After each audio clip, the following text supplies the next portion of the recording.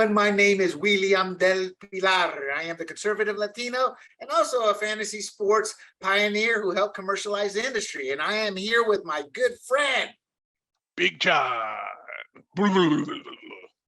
Big John. We've been a little hit and miss with points on the board, but that's because promo time. We've been launching other podcasts. Yes, First we have. of all, tell us about Big Questions with Big John and tell us about who's upcoming on your next few interviews. I think one of them at least is going to be a doozy. Yeah, I've been kind of lucky. I've been scoring some really interesting people that I've run across in my life. We had Dr. Steve from Weird Medicine. I had Mark Hirschfeld on, who's he's a comedy legend in New York and Los Angeles. He's a casting director, so he's responsible for all of your favorite actors in your favorite sitcoms like Seinfeld and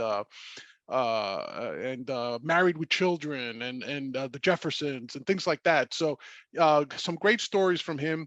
I was able to also interview Eric Nagel, who used to be the producer of Opie and Anthony. I used to work in the studio next to him when I was at SiriusXM.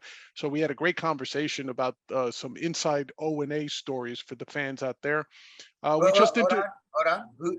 You're assuming who is O&A? Opie and Anthony. Yeah, and Ron and Fez also. And this week, the newest episode, we just put up an interview with Scott the King Angle. He's a good friend of both of ours. He's also a fantasy sports journalist OG, like goes back to the very beginning. He's a member of the inaugural FSWA Fantasy Sports Writers Association Hall of Fame. We've got some other interesting people in the next few weeks. We have here's a tease, we have a Playboy centerfold and cover girl for 2 covers, who's also an athlete and also has some interesting stories and perspectives on life. That'll be up next week. Then we have another fantasy OG the week after that. So we've got a couple of good, so yeah, definitely the Big Questions with Big John on sportsgrumblings.com. Check it out. If anyone has ideas on who should also face the scrutiny of Big John, feel free to let us know. And Big John's lying, people, because he's actually a very smooth interviewer. He gets you comfortable. And I was very impressed because on podcasts, anybody can throw up a podcast. And John and I are continually improving our own. But John's a natural on there. He's able to get, you can tell somebody's a natural, not by them 100% of the time, but by their interviewees and how they're reacting to the questions and how they're answering them. A good interviewer will get the interviewee to be open about issues he's normally not, because he or she sees no harm coming from the interviewer. And if people were like that more often in life, we'd have a better world. All right, John. I'm blushing now. I'm blushing. Am I blushing enough?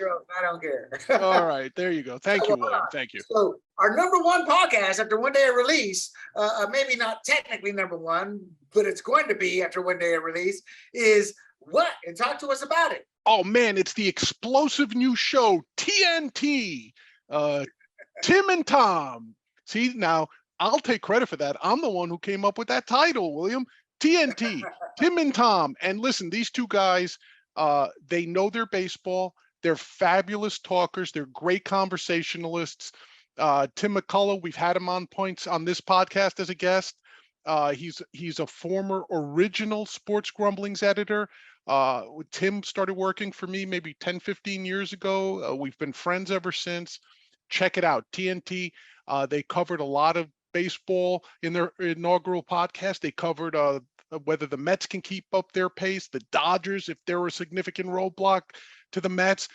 Can the Yankees keep up their starting pitching? Big question, right? So lots of baseball stuff in other words. Lots of great baseball stuff in there. And like you said, the fan response after one day has been pretty good. We're very happy with those two guys. So TNT, the explosive new show on sportsgrumblings.com. Check it out. That it is. And as always, I do fired up. In fact, I'm going to be heading to the other studio. That's from the kitchen back to the bedroom. Technically, the home office. But listen, don't let William sell that short either. If we're pimping shows, Fired Up has been doing very well. It's a bastion of conservative politics, and William, and his guest, Karen Roseberry, are doing a great job so far. They both know the detail. They know the minutia of the inner workings of the political machine. So if you're interested in that sort of thing, definitely tune in. And not only that, but they also tackle social issues as well. Does it lack in sports? Yeah, a little bit, but it's still a great podcast because we are sports and politics, so we don't necessarily care about that. So fired up. You know what, William? I think I need a nickel royalty on each one of those shows Exactly. because I came up with all the titles. That's right. Fired up. Big questions with Big John. Points on the board. It's like, what the hell am I doing at this company? Man, you're the brains behind. You're the business man. You're the business man. You're the money man, baby. It's like I told you. I told Big John off camera that I tweaked my bag today, and I have been blessed. I have not become wealthy, but I have become self-satisfied in a lot of major accomplishments. But I've never actually tried or taken things to that uber seven-figure level because I've never met my desire. I've always done things at a smaller scale. But that said, I told John, I said, damn, I feel like that all-star athlete who just can't get healthy. Tweak back. Yesterday was voting day. Couldn't do much work, getting phone calls for who do I vote for? Which real quick, John. Yesterday we're doing Fired Up tonight to talk about the primaries. 7 states held primaries. Right. And yes, the red wave is coming, except in California. And we're going to talk about that tonight. But at the end of the day, I am answering questions for people that they should know. Like, I'll be 100% full transparency. There were some races I had no clue about. But as I do every cycle, a couple of days before, I open the ballot box or the ballot up, and I look at each race. And it's actually since 2012, and I look for their policies, and I only vote for the conservative. I have left Republican options blank, and well, I don't want to get into it, but in a nutshell, it's your vote must be earned, people, and if it's not earned, don't vote for the candidate because it's the lesser two evils. Yes, there are times for the lesser two evils. Oh, man. Not always. Not always. William will become one of my tribe very soon because that's a Big John mantra. Don't settle for the lesser of two evils because it's still evil, ladies and gentlemen. But exactly. William will still come around eventually. But all right. Actually, I'm there. I just try to be a bit more. Remember, I just did. I came from a third world country. I get you. All right. You're right, Big John. Let's get to it. Let's get to some sports, baby. And tonight, people are going to be fun. Lots of opinions. The first thing we're going to go off on, oh my gosh, it is sports and politics. And we're going to be talking Gabe Kapler. Big John, because give us a quick outline of who Gabe Kapler is and what his beef is with society now from a rich white elitist white man. Well, let's start off by saying Gabe Kapler is the manager of the San Francisco Giants, the baseball San Francisco Giants. And after the shooting at Uvalde, is that how you pronounce it? Uvalde? You know what? That's close enough to me. Uvalde? I've actually wondered myself. I think it's Uvalde. So Uvalde, Texas, obviously, you know what we're talking about, the horrific shooting that took place at the elementary school there. Gabe Kapler announced that he would not be leaving the dugout to stand for the national anthem in protest. He's sort of modified that stance, and he is now deciding whether or not he'll stand for the national anthem on a daily basis. Basically, he said he'll take it on a day-by-day thing. For example, for Memorial Day, he came out and stood for the national anthem. When he was asked why, he said, because even though I still want to protest the issue of gun violence, in no way do I want to disrespect the servicemen who died for the country. So I don't know, William, what do you think of that? Some little bit of honor in him coming out on Memorial Day? No, it's a cop-out. It's him trying to save some face and be seen as he cares, and he doesn't. Look, America, Gabe Kapler is a 1%er. He is a rich, white, wannabe or would be, or maybe he is elitist. Living in a gated community, I'm sure. And when I say I'm sure, I'll be honest, I know a lot of rich people well above my pay class, and I met them through politics. You'd be shocked at how many rich people there are there. And not a one of them does not live in a gated community unless they live in the rural country area and they have the big spread. Right. So Gabe Kapler is a freaking hypocrite because we do have a problem with guns. But John, who kills a kid on the street or in another car? The drunk driver or the car? Well, the drunk driver, of course. That's right. That's right. So why are we always saying it's the gun that kills? It's these. Look, this is what left this away. Is when I bring up, yeah, Ronald Reagan started the mental health. Nobody has mental health issues. But what people fail to realize, he was under pressure. Got to let the mental health out. Got to let the mental health people out. Well, we've let him out. And we got a bunch of nut jobs. Then we got bad parenting. You know, we got the participation trophy kids, you know, who had no moral compass because they've been told their whole lives it's not their fault. Right. Then we got the bad parenting of mean girls and mean boys. And we get the kids from what was the Columbine one. Those were isolated kids who were bullied by the popular kids, you know. So we've got a lot of issues, and people, they're not guns. And let me tell you something. You go to Australia. Australia actually had a gun confiscation or buyback or whatever, maybe within the last 10 years. There is video of police brutally abusing, beating, kicking, stomping, physically putting people in the hospital who are defenseless. New Zealand too.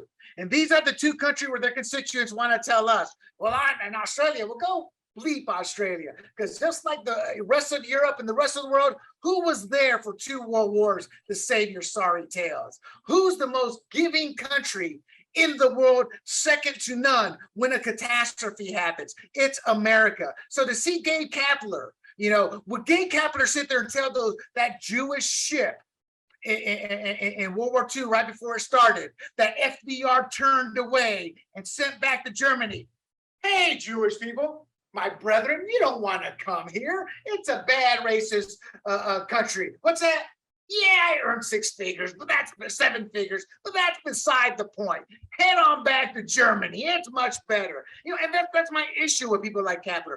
They are so freaking out of touch, they have no clue. And they look in the mirror thinking, I'm a good white elitist leftist, inside the closet racist liberal. And I say that, inside the closet racist liberal, not based on the fact that they're actual racists and hate Black people. It's based on the fact the policies they support, they follow, never ends well for people of color. Look at Chester Bowden, who was just recalled yesterday, and I bring him up because he's San Francisco, where this idiot's from.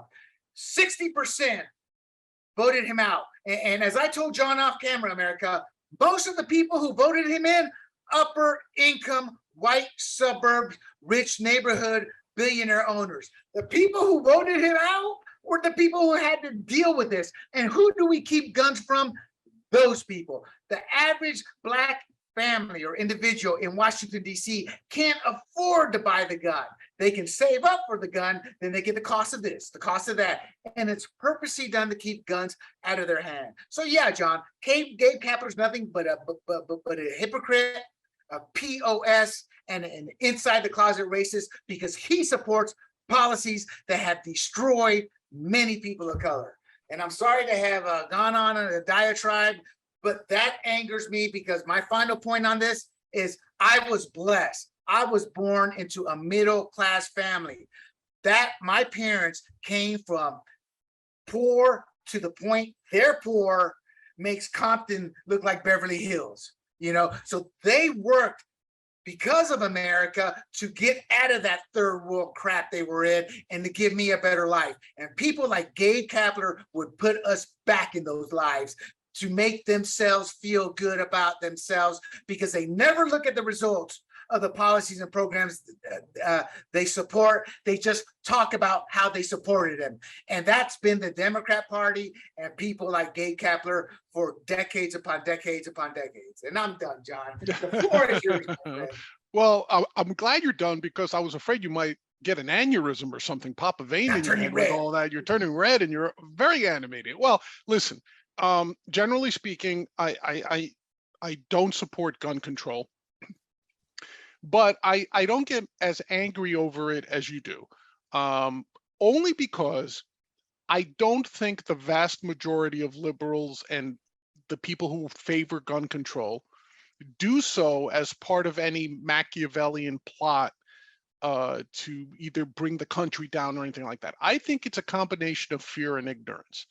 And I'm hoping to get one of my good friends on the Big Question, because he's a 2A constitutional lawyer. His whole law practice is taking on court cases that set precedent to preserve the Second Amendment, right? So he would be a great person. He's, as a matter of fact, the only reason he couldn't join us is because he's actually very active in a couple of cases right now, defending 2A rights, right? Yeah, America. I've been begging John to bring this guy. Yeah, and he promised me he's going to do it. He just needs some time in his schedule, which if we were his clients, I'm sure we'd appreciate that he's prioritizing them, right? But here's the issue, right? Most people see what happened in Uvalde, see what happened in Sandy Hook, see, obviously these types of things, and they say to themselves, oh my God, what a horrible tragedy. If only there were no guns, this wouldn't have happened. Well, when someone says that to me, right?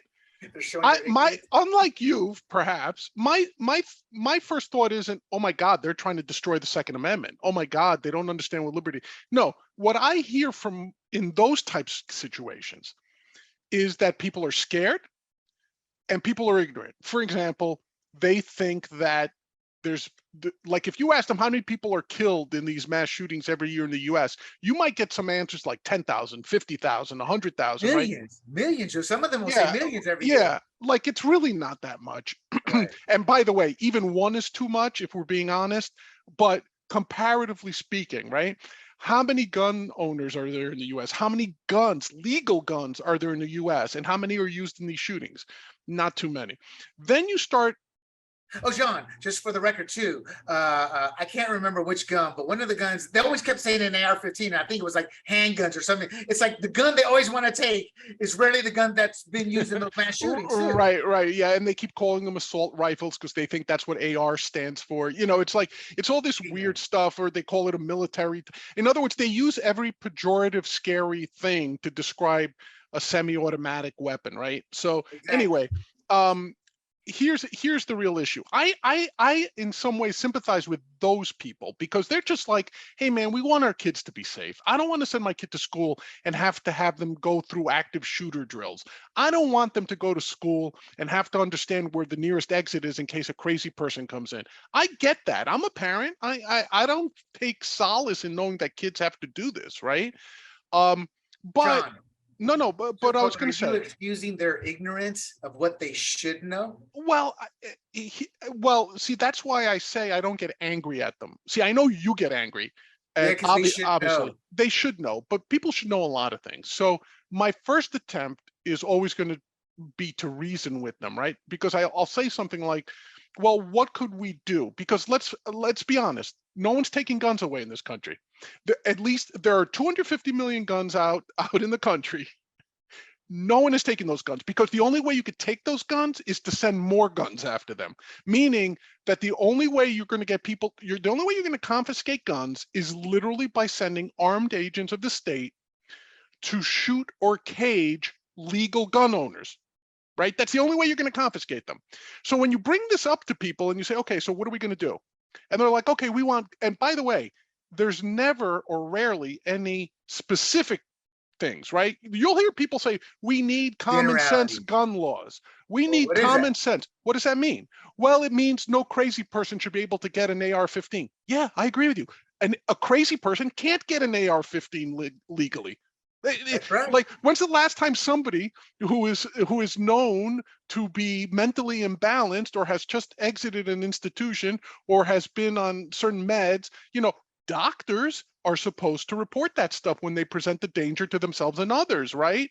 Right. That's a great point, John, right there. That's the problem, though. You're talking a monumental decision made that will impact a person's life, not just that moment, for years. So this kid in was it Uvalde or the Buffalo? What did the race, quote, racist kid? He was up in Buffalo. No, the one that they had already flagged and had been in getting a psych eval. And then he wrote the right things and the doctor let him out. The reason that happens, in my opinion, is because you're going to literally destroy that person's life. And that's a responsibility you have to bear. Now, I'm not saying that is an excuse. I'm saying that's human nature. So they're going to be low. That kid in Florida, that Hector kid, or whatever. Yes. Same situation. So they're loath to sit there and do that. Well, and we don't have mental institutions that can help a lot of them. Well, yeah. See, we're in some ways, and this is my theory. So please take it with a grain of salt because I haven't done the data analysis, and you know I'm a data guy. You know I'm a data analyst by training, right? Yeah, we both I haven't done the data analysis on this, but my theory is that we're the victim of our own success with these psychotropic medications and antipsychotics and things like that, meaning that people who otherwise would have spent their lives institutionalized, say 40 years ago, right? There is now medication to help them. There's medication that, when taken regularly and according to a physician's direction, allow people with these conditions to lead valuable, fruitful lives. But that's not the problem, John. No, I apologize. Yeah, that is part of the problem, but that they're not taking that. But the problem is a lot of times they take it, and what happens? They get off. Well, that's what I'm saying. That in some cases, either because they can no longer afford it, or there's some side effects, or they don't follow up. And I've personally known people in these situations. They get off their meds for one reason or another. And when that happens, bad things happen, Exactly. Now, do they all end up in shootings? Absolutely not. But they have something called knives. Right, there's knives. There's also, they get violent in the streets. They'll start hitting people. About that. Yeah. So there's a lot of things that happen. Now, we're a victim of our success, right? Because eventually we want to get to the point where we can help folks with mental illness by giving them a pill or putting them in therapy, right? So part of it is that, I think, personally, I think that's part of it. Now, the other thing you have to ask is, I've never understood the concept of punishing innocent people for the acts of the guilty. Meaning that every time you pass restrictive gun legislation, who are you impacting the most? The law-abiding citizens. Okay, so John, stop there for 1 second. So are you saying that you don't agree with, or in reading between the lines, are you saying that you don't agree with the belief that the government wants to disarm the citizenry? Because I do. No, I didn't say that. I didn't say that. No, I'm asking. No, of course, the government does want to disarm the citizenry. Yeah. But see, that goes without saying. Your question, right? No, but I'm saying when you talk to people, not politicians. Okay, gotcha. When you talk to, because I don't think politicians are people, right? So let me throw that out there. So, they're a completely different creature. But most people who get upset, like the people you argue with on Facebook and Twitter and Getter and Gab and whatever, like most of the people who are against it are because they're just shocked and they're terrified and ignorance, but not ignorance in a negative way. They just don't understand. Listen, most people in New York City have never fired a gun. To them, guns are just instruments of death, because through the 70s and the 80s, you had all these handgun murders in New York City, right? From gang members, criminals, right? Drug dealers and whatnot. So still the case for most of it. And Chicago, New York too, right? So for in fact, John, yeah, one of the biggest reasons for deaths in Chicago, New York City, it's gangbangers do not know how to shoot a gun, so they're hitting innocent people. And exactly, when you play that game too, they do that. I'm still like, God, I thought that was just Hollywood. He goes, well, they see Hollywood doing it, and that's where the innocent 6-year-old, 12-year-old died. Because these gangbangers don't even know how to shoot. And a lot of those numbers, by the way, those gun deaths that are reported as mass shootings, when you back out gang-related deaths, they come down significantly. And when people say, well, why would someone lie and leave those in? Because I'll tell you why. Because if you were told that the majority of gun deaths are gangbangers killing each other and suicides, most people, I hate to be this cold, don't give a crap about it, right? Just like when you said, well, do you care if the mafiosos kill each other? And you're like, no, they're criminals. Let them kill each other. But as long as they don't kill me or my family, right? That's how most people feel, right? So there's a lot of question.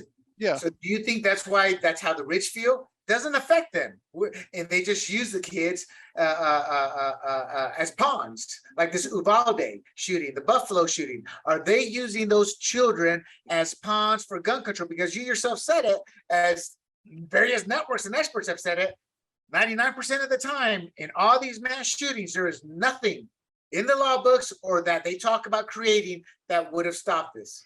Yeah, I think, look, I don't know if the pawns is the right word, but they're taking advantage of a situation. What was that Rahm Emanuel once famously said? Never let a good crisis go to waste, right?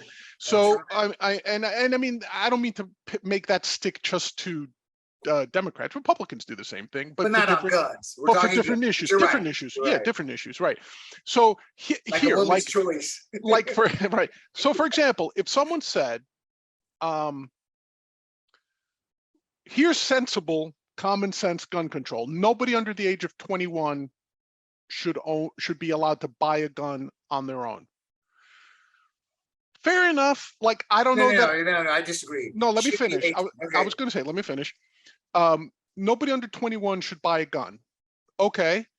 Fair enough. Are you raising the voting age to 21? Exactly. You raising the age to go die for your country. Right. To enlist, to drink. In other words, the cognitive dissonance to me of saying I can vote, I can go fight, I could do this, I could do that, but I can't buy a weapon at 18, but I could do all that other stuff is just it's intellectually corrupt. Now, well, John, what about this angle? Because it happened. See, here's the issue. The House for America, the House just voted to raise the legal age to buy a gun 21. I think it's going to fail. The California Supreme Court just this last week ruled it unconstitutional. But here's the kicker. They are telling young women, you cannot protect yourself.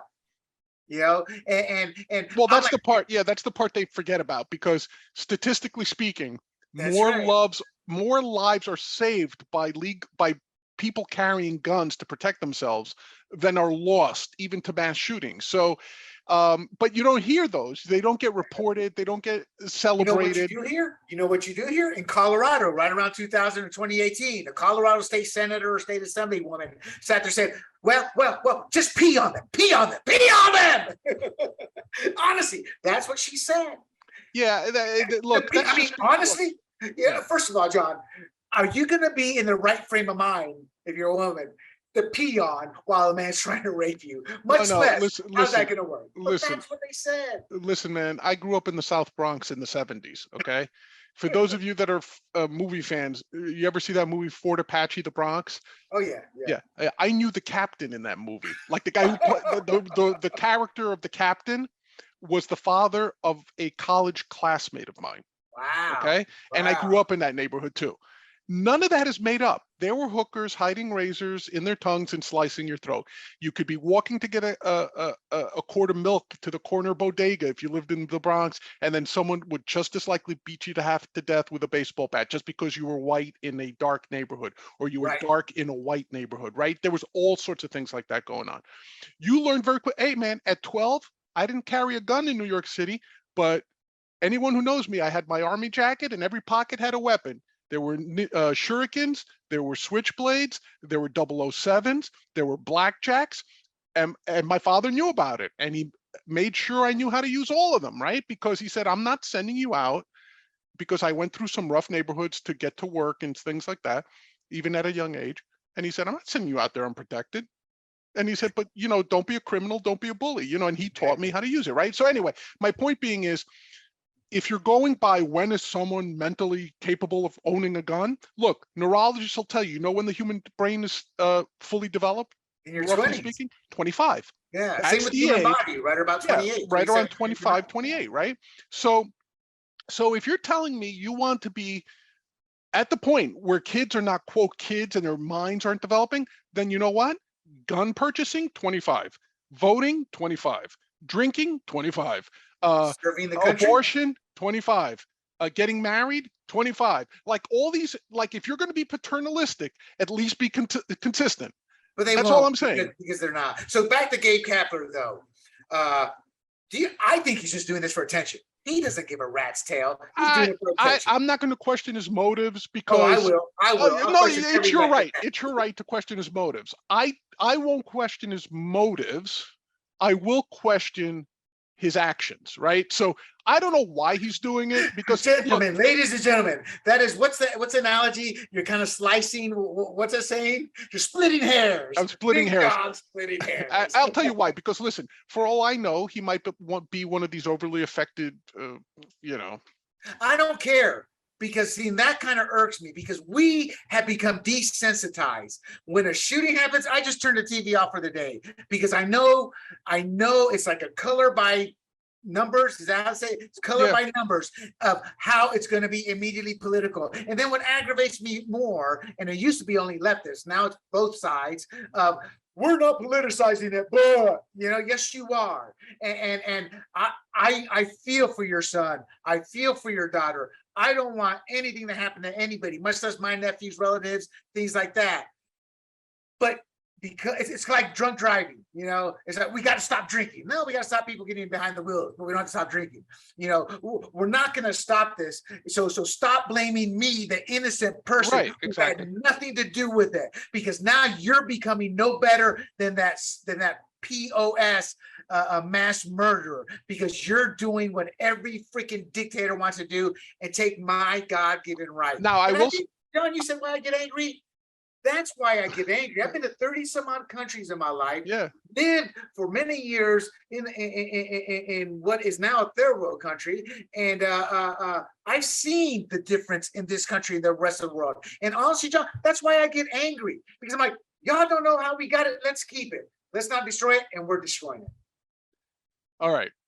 You're angry. I got you. I'm not going to say any more, because I don't want you fainting or anything, or having your blood pressure. So John, though, Gabe Kapler, even if, for those who agree with Gabe Kapler, do you think he's using the right vehicle? Because my take is, you're a manager. One, nobody knows you. One, nobody cares. No, I think a better avenue would have been if he fronted some political action committee or a group. Like, in other words, he could have used his celebrity to say, hey, we're the baseball managers for gun control, and here's our 10-point agenda. I might not agree with it, but at least it's something. It's like, this is what we're proposing. We're proposing you got to be 21. We're proposing nothing above a 7-round chamber, whatever. Like, at least give me something.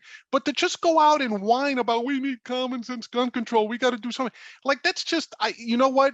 I will say it the way the great Patrice O'Neill said it. That is just vaginal complaining, because all it does is it's just meant to blow off steam and has absolutely no value to advancing a solution. So yeah, that's the way I view it. I don't get mad. I just kind of sort of shrug my shoulders and laugh at it. I get mad. And I guess my final point is that we're such a vile, evil, gun-ridden country.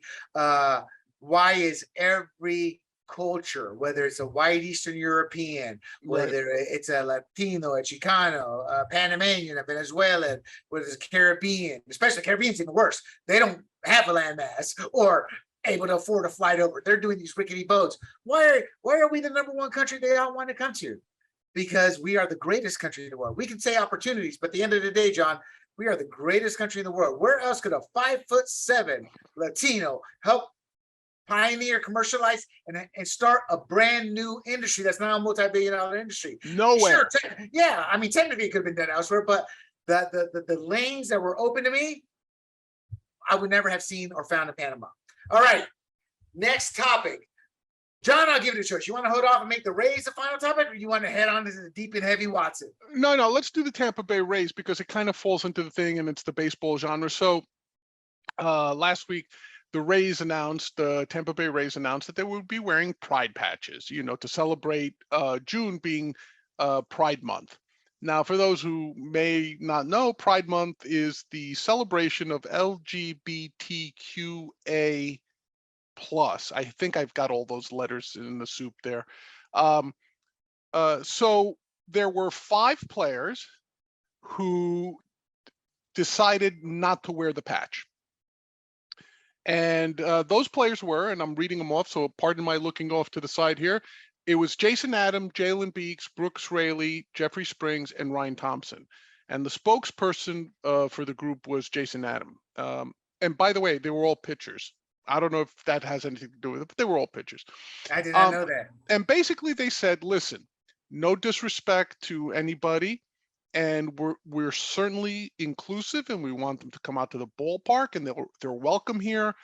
But we have faith-based reasons to not support the pride, what pride represents, right?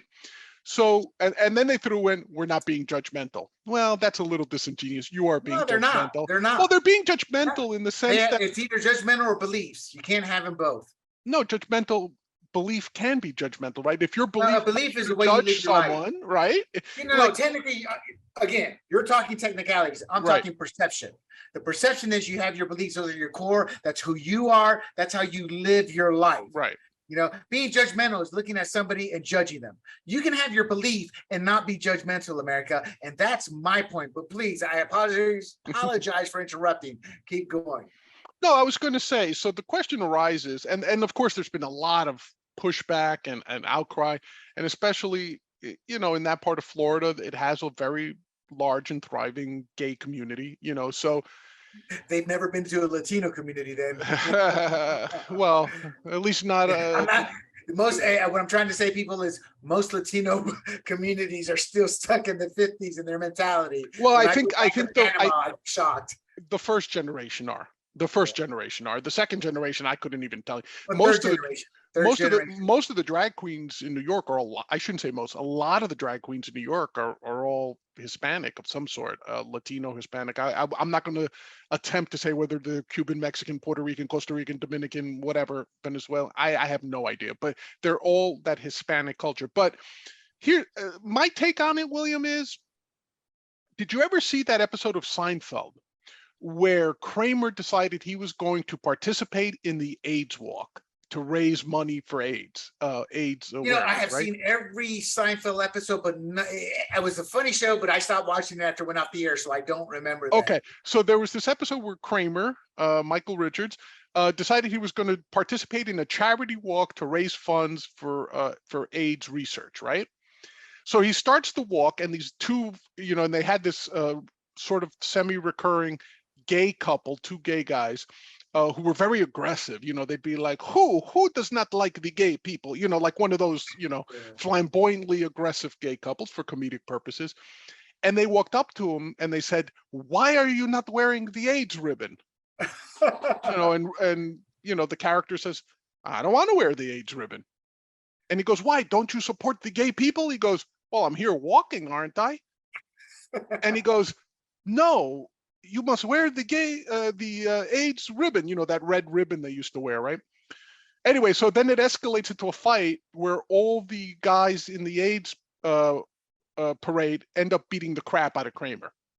I vaguely remember that. And he stumbles across the finish line. And, you know, then there was always the joke that Jerry said, "See, I knew you wouldn't be able to finish the walk," you know, because he thought he'd be too lazy or whatever. Anyway, what you take away from that is, unfortunately, for a lot of these progressive, woke, social justice warriors, whatever you want to call them, it's not enough to support something. You have to actively accept it and promote it. That's exactly right. Right? And that has always been something that I despise. There's a difference between tolerance. There's a difference between tolerance and acceptance, rather, right?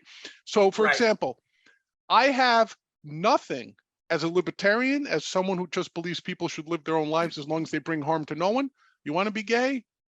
Be gay. You're born gay? You're born gay. Knock yourself out. You want to wear a dress? You want to wear tight chino pants, and you want to tie down your boobies so you look more like a man and put on a beard? Whatever. Do whatever you want. Where I draw the line is where you force me to promote your lifestyle, to promote your choices. If I agree with them, I'll promote them. Right. If I agree with them but I'm not inclined to promote them, that's my right too, right? I don't have to be your mouthpiece. You're not paying me to be your mouthpiece. I didn't agree to be your mouthpiece. So in this case, I'll take these pictures at their word. But here's the thing, even if they're not being honest, let's assume for the moment, and I'm not saying there's any evidence of this, but let's assume for the moment they're anti-gay bigots. They're anti-gay racists, however you want to phrase that, right? They haven't hurt anybody. They're not promoting hurting anybody. They're not inciting a riot. All they're saying is we're not wearing this patch. Now, I have no problem with that, William. But let me ask you something. And actually, our friends Tim and Tom brought it up on their TNT podcast this week. Are they contractually obligated to do so? No. Meaning, now this one they're not, right? But right, because we're talking to faith belief. That's it. And they have no Well, job. no, I'm saying, like, for example, there are some like I know soccer has this, right? That if you play for the team, you will wear whatever logo sponsor they get, even if you. I mean, the NFL's the same way. Right. But this is a little bit different. This isn't a sponsor. This is a movement. This is so it's completely different. And that's where lawyers get involved, because you can tell me, rightfully so, well, you're wrong, William, and say things. Well, maybe it is legally, but that's what the lawyers will tell you. Right. That's what I was going to say. I don't know if they were legally obligated to. It seems like they weren't. Right. So I don't think they're violating a contract. It was given to them as an option. What would be interesting to me is if they get cut or sent to the minors as some sort of punishment for this. Not baseball. Baseball is so intricate, so delicately balanced. I can't see that. And actually, in no sport, unless the person is a scrub. I loathe Mike Tice. You know why I loathe Mike Tice? Not that he was dumb. He was big and dumb, and he was an a-hole. He thought he was the greatest thing since sliced bread. I know this person. I've interacted with him a few times. Okay. And I'm very new ageish when it comes to understanding, reading people, the big people. And he just, I did not like him, but I really loathed him when he wanted to send that message. This is my team. You'll do it my way. And breaking news, Mike Tyson sending the message by releasing the puncher. You know, it happened to scrubs or players that don't matter. So out of these pitchers, if they're on their last legs or they're not going to make it, maybe it does, but if they're stuck, no. And the problem with the reason I say that is in baseball, great pitchers come and go. You never hear of them because celebrity status and greatness in the game are two different things. I want to thank Red Baron at John Parrish from Gab.com. Guys, we're on Truth, we're on Gab, we're on Pilar, we're on Twitter, we're on Facebook. We're all on all the conservative and the liberal outlets. So judge if you want. We don't give a rat's tail. But he said what you did. And I want to read parts of his quote. I don't want to steal it. It's one thing to not discriminate based on gayness, which is what you were talking about. It's quite another to promote it. And that's the key gist that I got out of it. They're not saying they hate gays. They're not saying they're not saying anything about gays. They're just, hey, they're gay, that's fine. But I don't want to promote it. I have to accept it, okay. And that's the key difference. And that's what Jack Del Rio has been trying to say. It's our choice to voice that opinion. Here, my issue with all these people, I don't see you saying that to the Islam people, to the Muslims, because Muslims will threaten to kill you and they will follow through. And that's not me saying that. That's actual documented facts around the world. Absolutely. You know, absolutely. And this guy, Red Baron, goes on to say, to treat them as the same and to make this one big decision made for all time, under every circumstance, is megalomaniacal. Is that how you say it? Megalomaniacal. And does not work. It is inconsistent with individual rights or self-determination and governance. And you can tell where he's headed. He's headed towards the Constitution and what embodies America. You know, Sarah Spain, because that's what I had tweeted out. Sarah Spain is a socialist, an authoritarian. A person would not hesitate to use violence against others. And I agree with this 100%. That's why I get so angry. You want to cancel these pictures. You want to destroy their lives because accepting something is not good enough. They have to drop to their knees for you. No, let me change your word, William. It's not acceptance, it's tolerance. There's a difference, right? So I agree with they want more than tolerance. No, that's what I'm saying. They want acceptance. They don't want, right. Like, I think the only thing you are entitled to from me is my tolerance, as long as you're not physically harming me.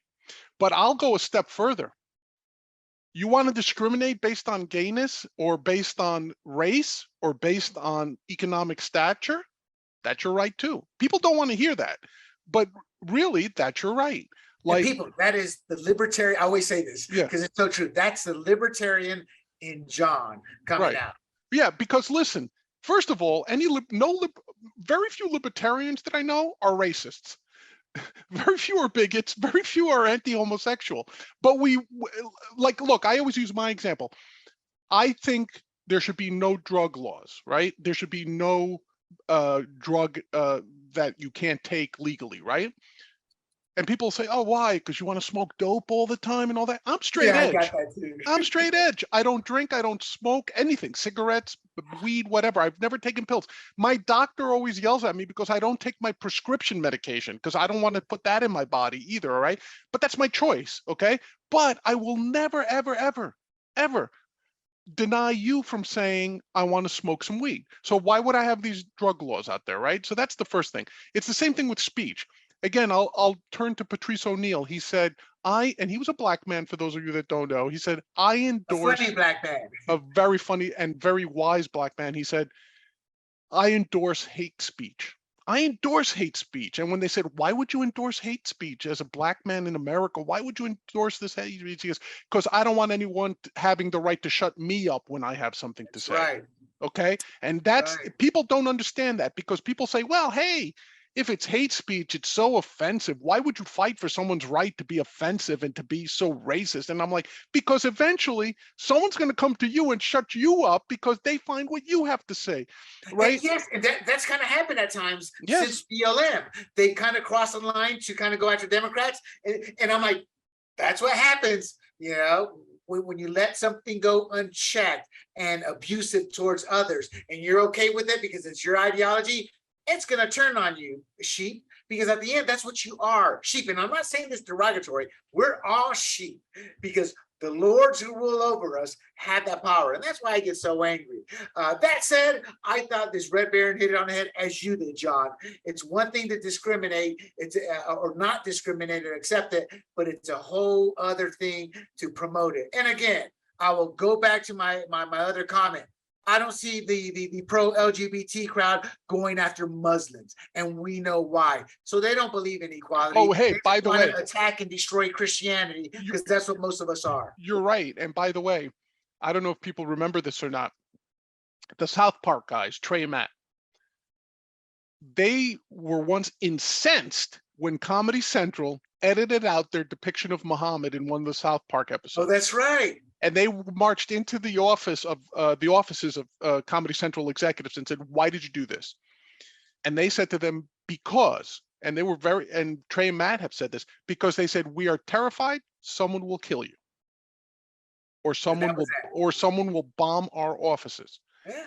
And the very clear statement was, you can make fun of Christians, you can make fun of Jews, you can make fun of Buddha, right? Because in South Park, anyone who's a South Park fan knows they have Jesus show up to do stupid things. Right. They have Buddha show up to do stupid things, right? They have some weird rabbi guy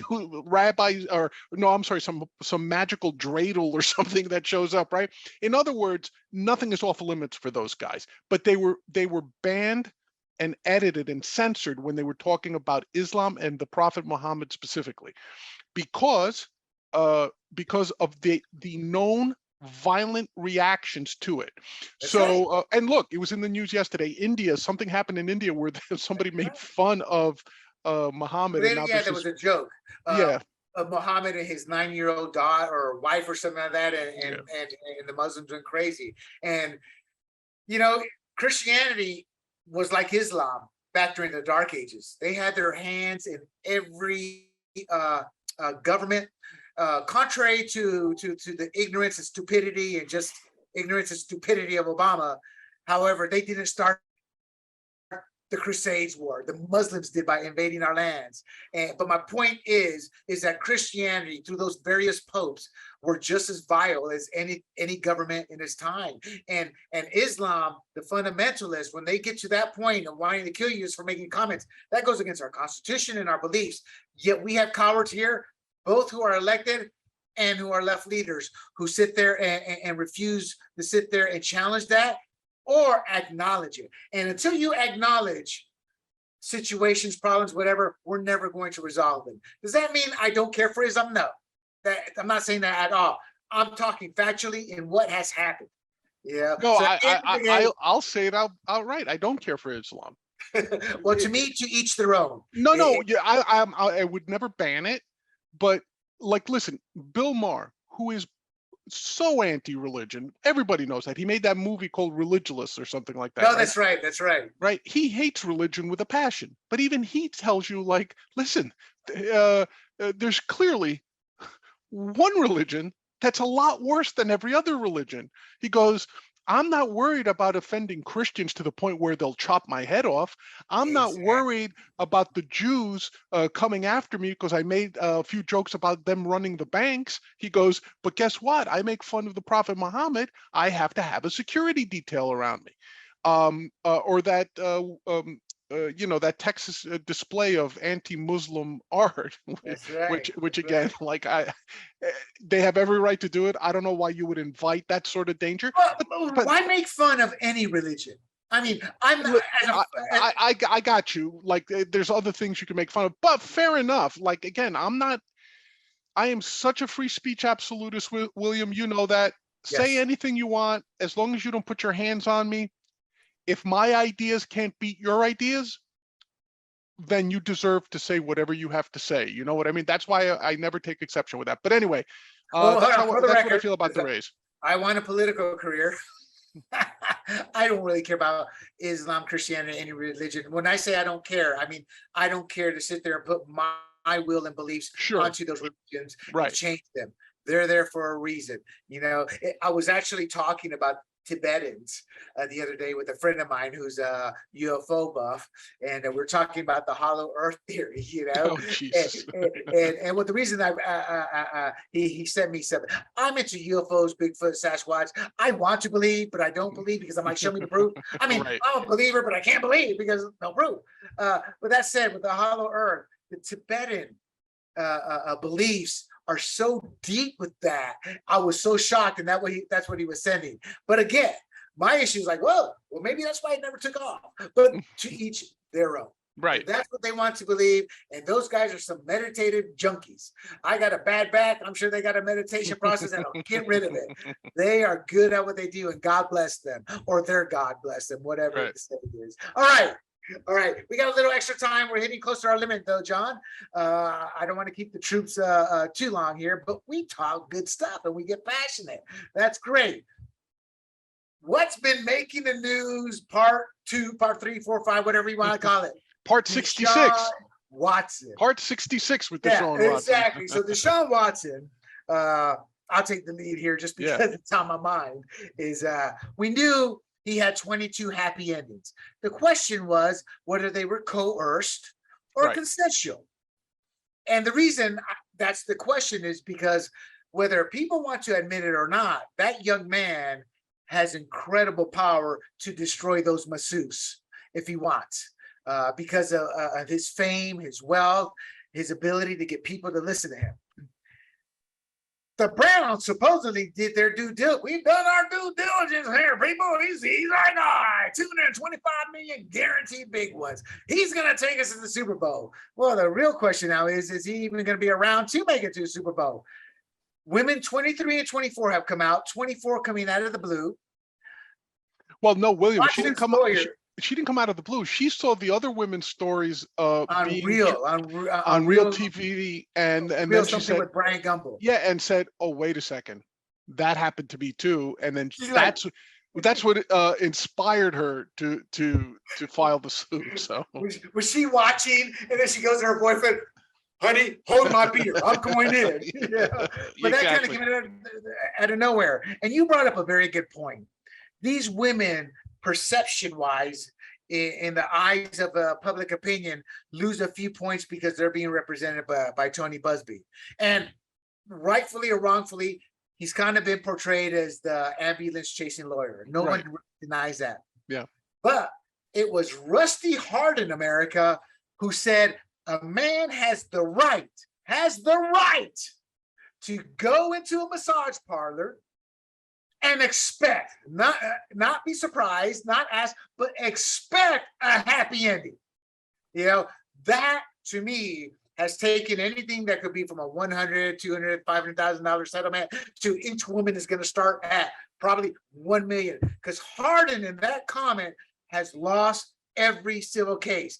John brings up very good points, but I'm always, I don't want to say chastise, that's too wrong, but I'm always pushing back at the fact, John, you're right.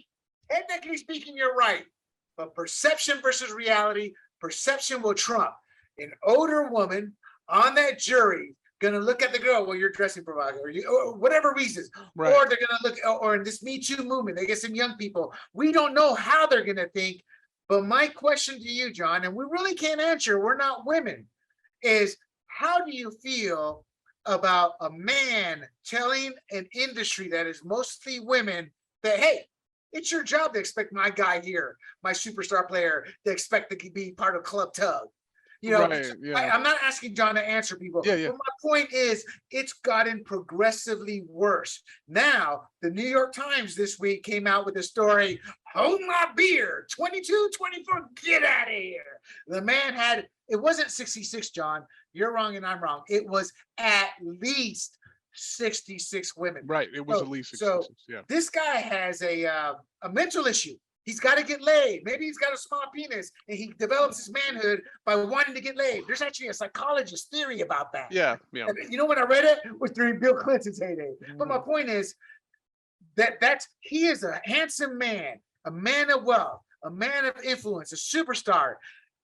Don't you think that he could just go out and get a woman if he wants? Well, yes. And listen, I've been around athletes in college, you know, when these things happen, but they're not reported.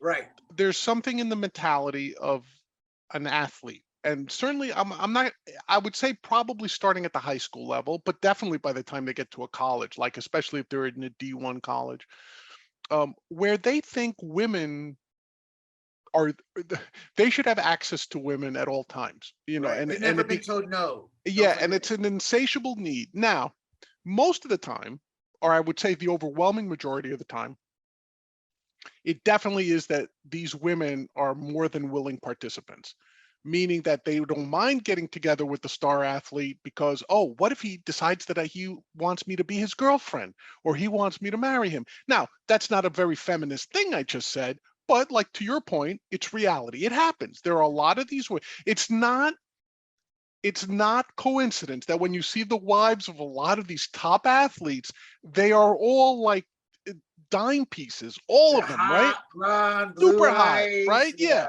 And it's not a coincidence, right? Because some of these athletes are not attractive men, but they get the most gorgeous women, right? Now it could be because they're athletes, could be because they're wealthy, whatever reason. I'm not judging that. Yeah, I'm not judging that.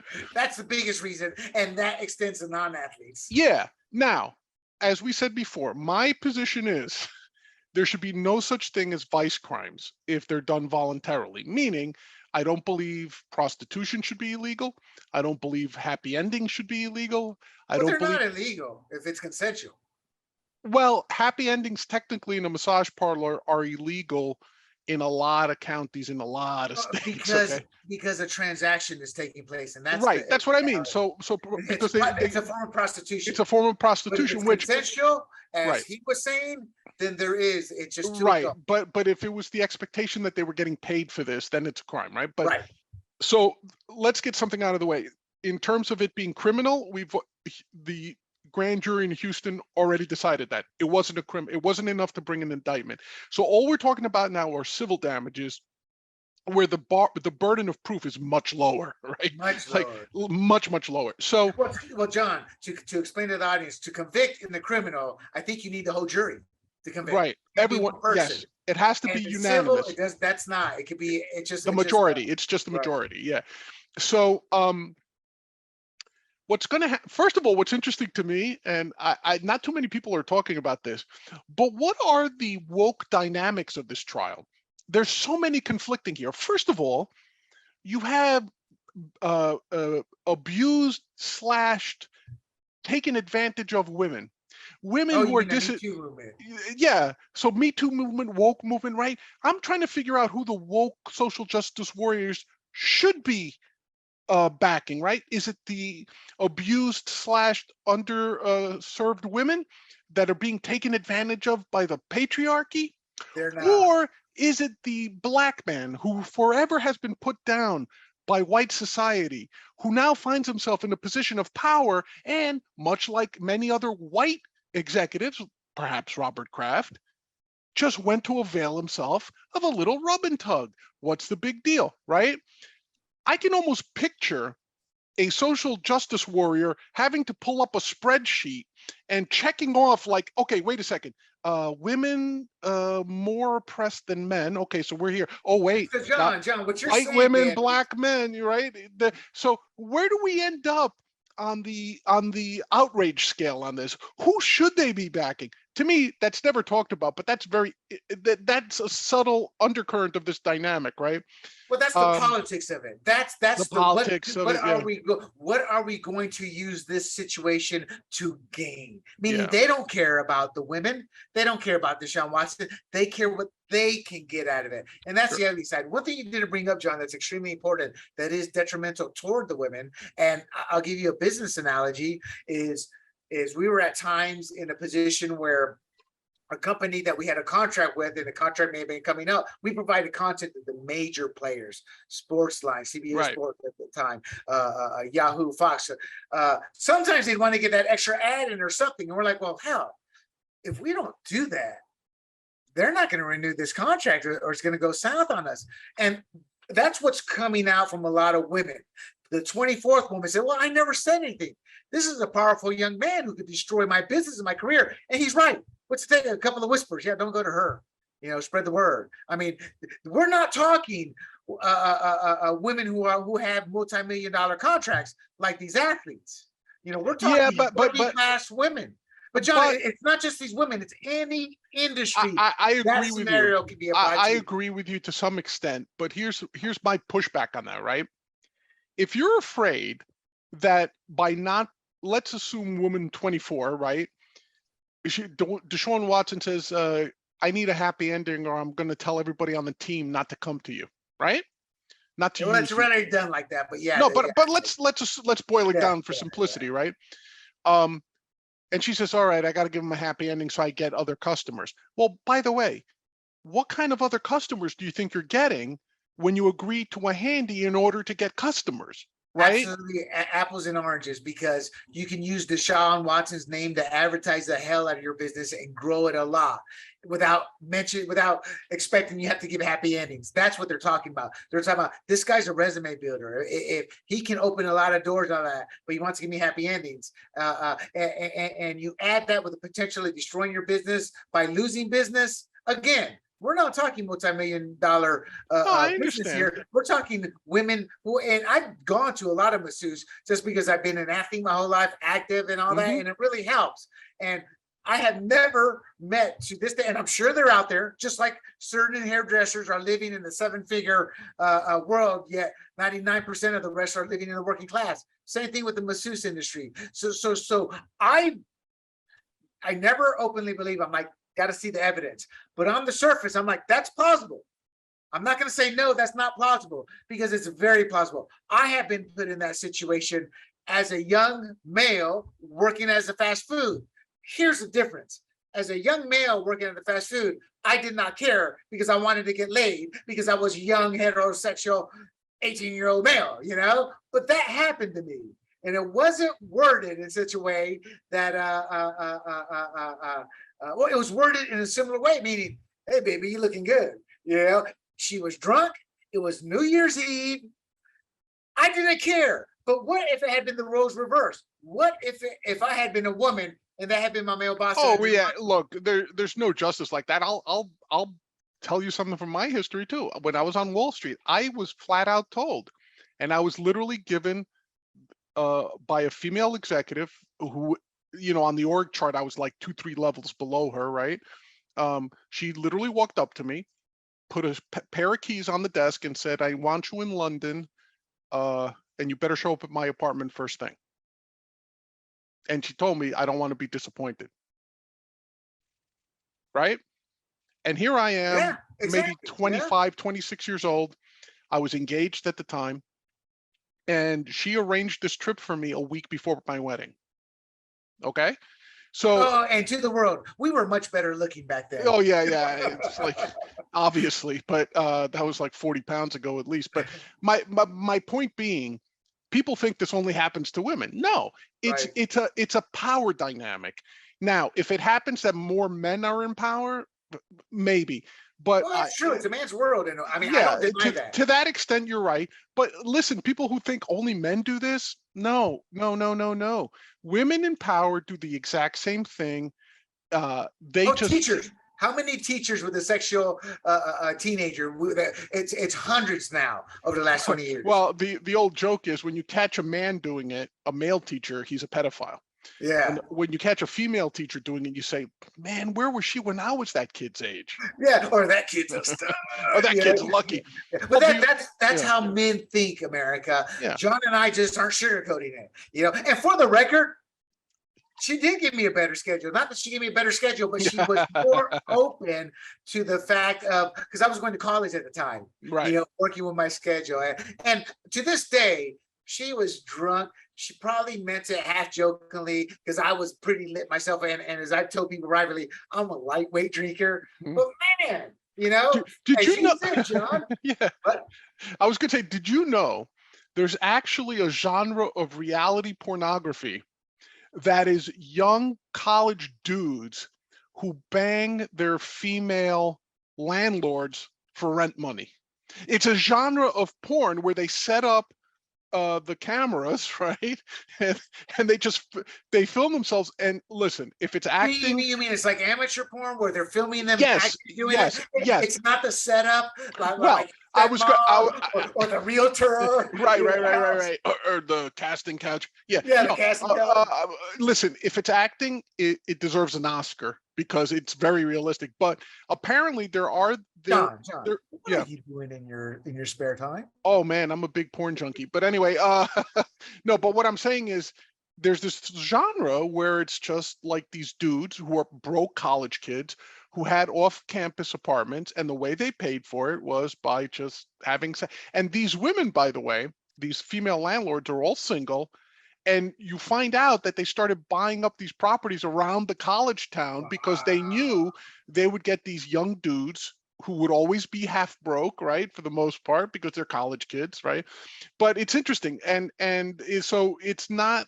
My whole point was it's not, and just because it's a man theoretically taking advantage. It's like rape. What John is trying to say, it's like rape. And there's always another side, but in society, we pigeonhole it into one. So real quick, back to Deshaun Watson. The final caveat, not the end of the discussion, but the final caveat is what? It turns out that the team was giving the Houston Texans people were giving Deshaun Watson someplace, I guess a posh hotel to use, and NDAs for them to sign after a woman complained. But we'll get the true details. This is kind of what a couple of stories have been starting to say. Right. From New York Times. But regardless, that's why jobs have certain lines in the sand they don't cross. This is a business. You can't do that, but it's harmless. 99 million times out of a billion, it will be. Not in Deshaun Watson's case. John, how do you think this ends after it's awesome? Oh, hold on. Before the final question, we forgot the third party, the threesome that's not involved in the threesome, Baker Mayfield. It came out this week that they told him not to attend mandatory minicamp. If this gets worse and worse and worse, the NFL is in a corner. Right now, the NFL wants us to blow over, hope it settles out, and they quietly suspend them for 2 to 3 games. The reality of this is, with 22 women, 24 women, the juicy details of orgasming on the face, the chest, I fear for my job. I'm not trying to be gross, people, because this is what's going to come out in the trial, and it's going to get ugly. It's going to get very ugly. I think you meant to say sexy. Yeah. Sexy for all the people wanting to get their fill of drama. But that said, you got Baker Mayfield still under contract. If this gets any worse, it wouldn't be shocking for me to sit there and see the NFL forced to suspend him for a year. What do they do with their quarterback situation? What happens to two questions here? What happens to Baker Mayfield if this worsens and gets uglier and the team still has him? And before or after the decision, they still have him. And where do you think this does end with Deshaun Watson? Well, they're not keeping Baker Mayfield, even if Deshaun Watson gets suspended, in my opinion. He's gone. He doesn't want to play for them.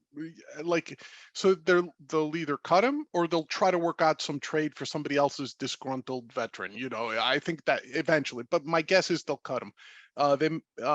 That's just my feeling. I'll tell you what is surprising to me. With all that guaranteed money, Deshaun Watson should just pay these women and get it over with. Make an offer. If I'm Rusty Hardin, rather than walk around saying stupid nonsense like he deserves like a losing happy the case ending, comments. that was horrible. I don't know, like, what would possess a man to say that publicly? Like, John, you could think it, but why say it? What do I always tell you about life? Perception versus reality. Exactly. Why in say America, that? people view perception as truth, and it is truth in their eyes. And in that moment, an old 60 some odd white rich guy from a different era in terms of his upbringing, his philosophical beliefs, etc. He spoke what he believed. Yeah, and no, that's going to cost Deshaun Watson. It's going to cost him. But honestly, I would just, with that money, and again, it's not my money, so it's easy for me to say, but he should just cut each one of those women a $500,000 check and say, listen, this is the one going price. Come one, come all. You think it's going to be $500,000 only now? Those women would immediately, because don't forget, they're also paying what's his face, their lawyer. Paying Busby. He's going to get a cut of whatever. No, but that's a payment, right? That's a third. So the more they get, the more he gets. They get, and the more he gets. See, I agree with you, John.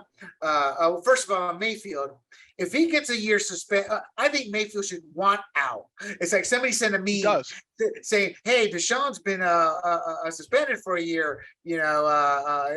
What kind of dearth of QBs out here?" Right. And Mayfield responds, "Man, I feel for you. Good luck."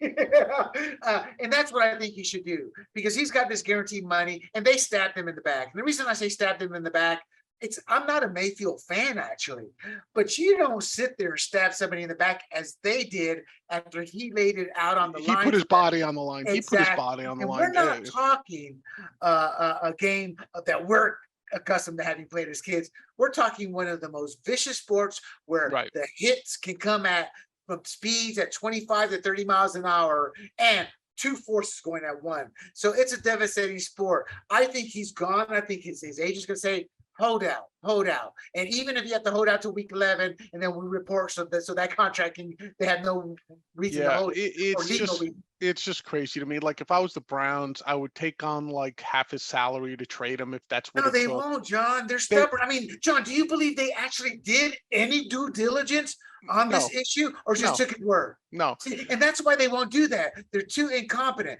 This falls under my rule: is how can a billionaire business owner, extremely uber successful, be such an idiot in owning a ball club? And I say the same thing about politicians. A lot of billionaire, multi-zillionaire owners in the politics, and then they hand the reins off to an idiot, a consultant. So what I see happening is Deshaun Watson's ego is why he won't settle. But the reality is he's not looking at 100 or $500,000. Maybe for some of the minor ones, meaning we're just hanger-ons. I consented. I enjoy doing it. Hey, let's go out next week, Deshaun, after all this is over. Sure, maybe they'll settle for $500,000. But there's going to be a handful of women. We're looking at $1 million easily. And some, I believe, we're looking at 5, 10, maybe even more, for the simple fact, which story garners the greatest publicity and gets attached, and how quick they're going to move to cancel him. Because Shameless Young, who I respect a lot, is a reporter for the who used to actually do reports for KFFL. That's why I know her. She's with Yahoo. We completely disagree ideology, but I was shocked at the fact of how down, how angry, how unsupportive, how she was like, this man's a predator type moment. And that's what I see slowly building up. That snowball that turns into an avalanche. And that's what he doesn't want to nip in the bud, because he's too ignorant right now. He's not dumb, but he's ignorant, thinking he can get away with all this right now. But that's why you should have a good lawyer. Like, I don't blame Watson. Who's a smarter lawyer? Busby or Hardin right now? Oh, they're both It doesn't matter incompetent. though. They're We both hammer incompetent. Busby as a lawyer, but we don't do much to Harden.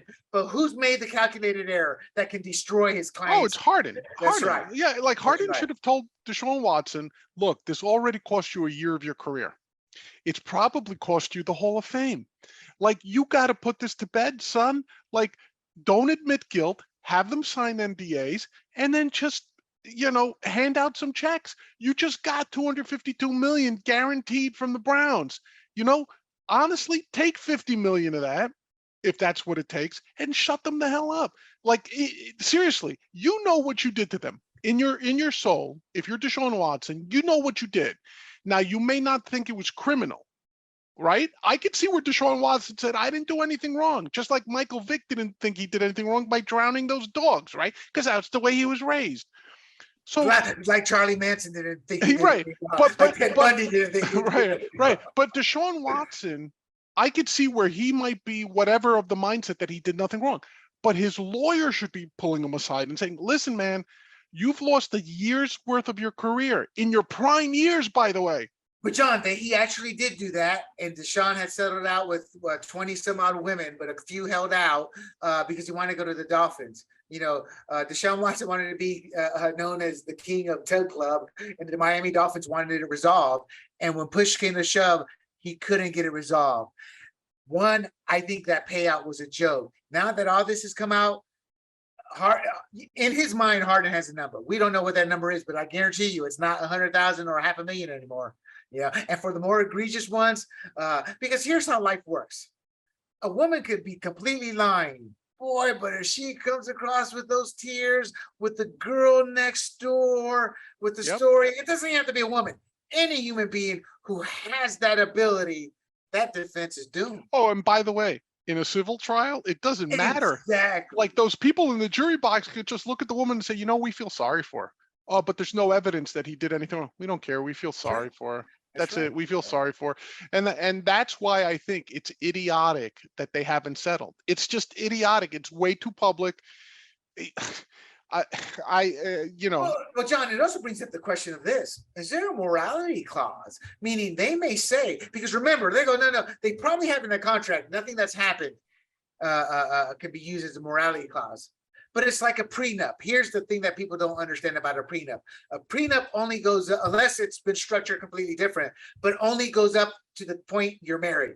From there, the law looks at it as both of you earning money. So what I wonder is if there is a morality clause, because I would say not, knowing the Browns, but they already asked and they said there is. But does that morality clause stop and women 23, 24, and those other at least 66, 40 some odd, if you remove the 20 some odd, do they fall under that? No, that's different, Deshaun. We didn't know about this. Yeah, that's a good point. Like, is it enough? Question. Is it enough to invalidate the contract? Maybe, but this is gonna get uglier. Maybe, but then they gave up all those picks for him too. Like, you're not getting those back, even if you do rescind his contract for a morality. Oh yeah, because that's on the Bears, and this happened technically under the morality. This will be after the contract, meaning the contract was kosher. The trade was done. Yeah, these issues have now been learned since the contract. So yeah, it wouldn't affect the Texans. However, who enabled him?